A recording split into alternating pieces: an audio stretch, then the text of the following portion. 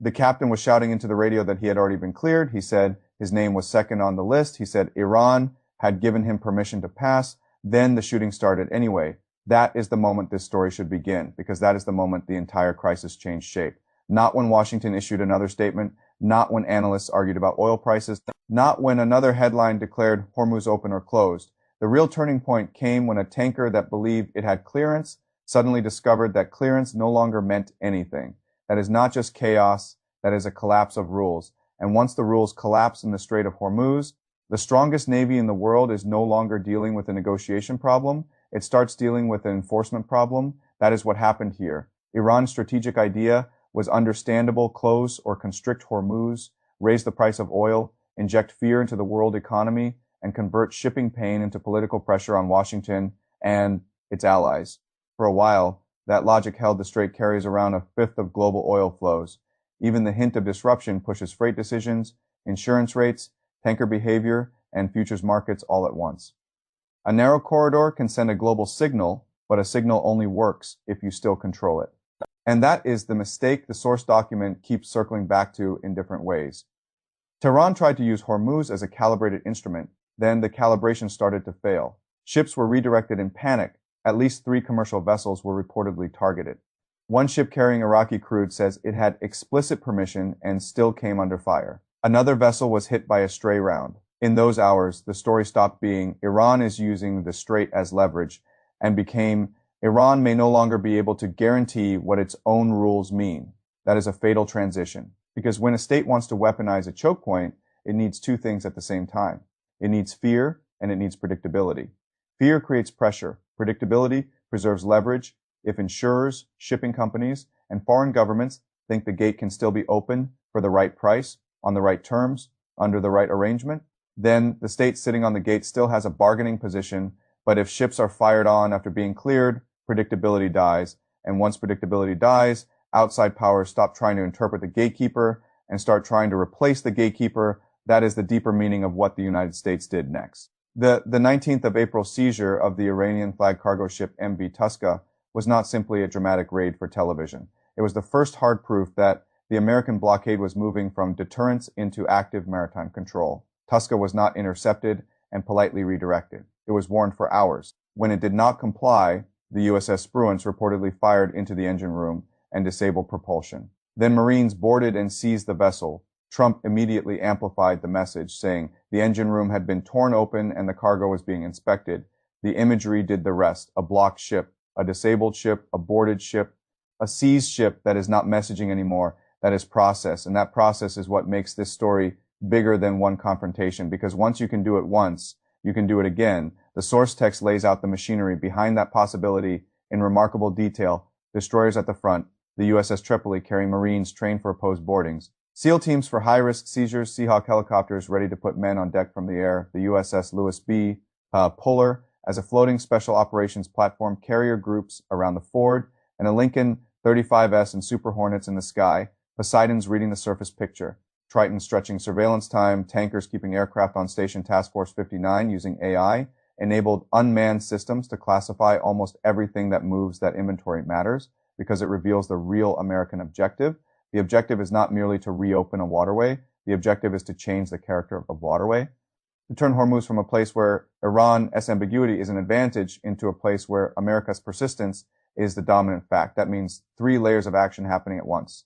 First, physical control destroyers, aircraft, helicopters, boarding teams. Second, informational control, persistent surveillance, acoustic signatures, thermal profiles, AI-assisted pattern recognition, second tracking of Iran-linked ships.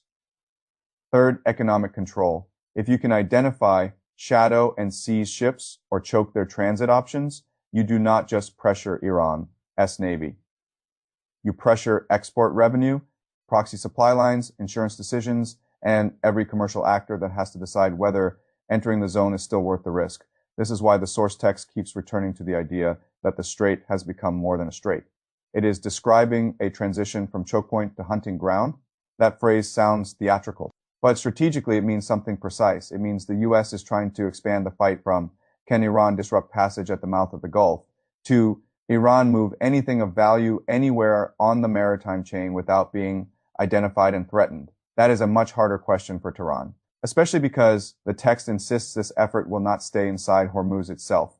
It points to the Gulf of Oman, the Arabian Sea, even wider coordination across Indian Ocean and Asian shipping lanes. In other words, Washington is trying to make cost of being Iran-linked travel with the vessel not remain fixed to one narrow strip of water. That is how blockades become systems. But there's another side to the story, and if you miss it, you miss the danger. This American posture looks powerful because it is powerful, yet the source is equally clear that it is walking straight into the most layered asymmetric battle space Iran has spent decades preparing. Mines in the water, fast attack, swarms, Ghadir submarines in shallow areas, mobile anti-ship missiles hidden along the coast, drone waves cheap enough to be expendable and annoying enough to be strategically useful. None of this promises Tehran victory. It promises friction. And friction is enough to make an operation politically costly very quickly. A single mine can force hours of caution. A swarm of small boats can overload reaction time. A cheap drone can compel an expensive intercept. A missile battery that fires and relocates can create an endless search problem. This is the central tension inside the source document. Washington is trying to build a clean grid over an environment Iran designed to keep dirty. That is the contest. Iran is not strong enough to win a symmetrical naval fight against carrier aviation, destroyers, marines, SEALs, airborne surveillance, and an AI-enabled maritime sensor net. But it may still be dangerous enough to keep making cleanliness expensive. Its doctrine is not defeat the U.S. Navy. Its doctrine is make normal navigation impossible without paying a premium in risk, time, or escalation.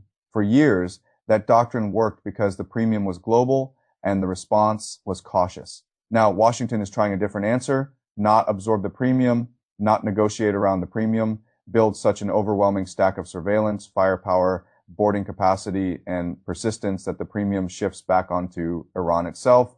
That shift is visible in two details from the source that belong together.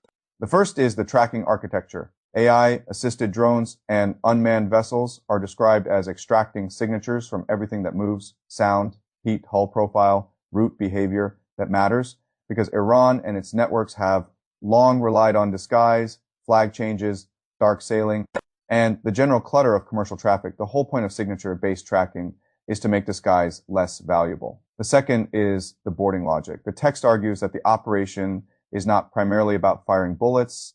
It is about severing routes, oil exports out, weapons components through proxy resupply across sea lanes. If a boarding can block oil money and proxy logistics at the same time, then each interdiction has a multiplier effect. That is why one seized ship can be strategically larger than one damaged ship, and that is why the story bends toward Islamabad. At first, it may sound strange that transport aircraft, hotel lockdowns, and a new negotiating round in Pakistan suddenly enter a maritime narrative, but they belong there because force at sea is being used to reshape the table on land. The sequence is brutal in its simplicity. Iran closes Hormuz and opens fire on ships. America proves the blockade can be enforced kinetically. America signals that more seizures can follow. America then reopens the negotiating channel from a position it believes is stronger than it was 48 hours earlier. That is not diplomacy separate from force. That is diplomacy carried inside force. The source text frames the 19th of April message from Trump in exactly those terms, accept terms, and truly reopen Hormuz or watch your ships be seized in the very strait you thought you had locked down. Whether one likes that policy or not, its internal logic is obvious. America is trying to persuade Tehran that continued disruption will no longer raise the cost for everyone equally. It will raise the cost for Iran disproportionately. That is the strategic gamble. And it is a gamble because the move can cut in two directions. If it works, the Strait stops functioning as Iran's leverage point and starts functioning as the place where Iranian maritime exposure is most visible and most punishable.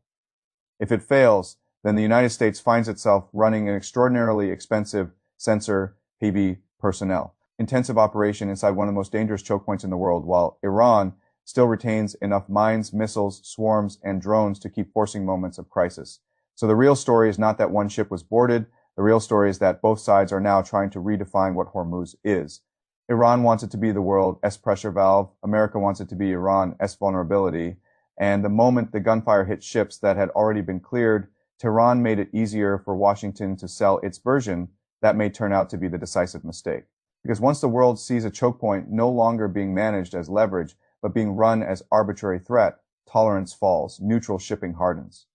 Outside powers gain rhetorical cover, enforcement gets easier to justify, boarding becomes a precedent rather than an exception.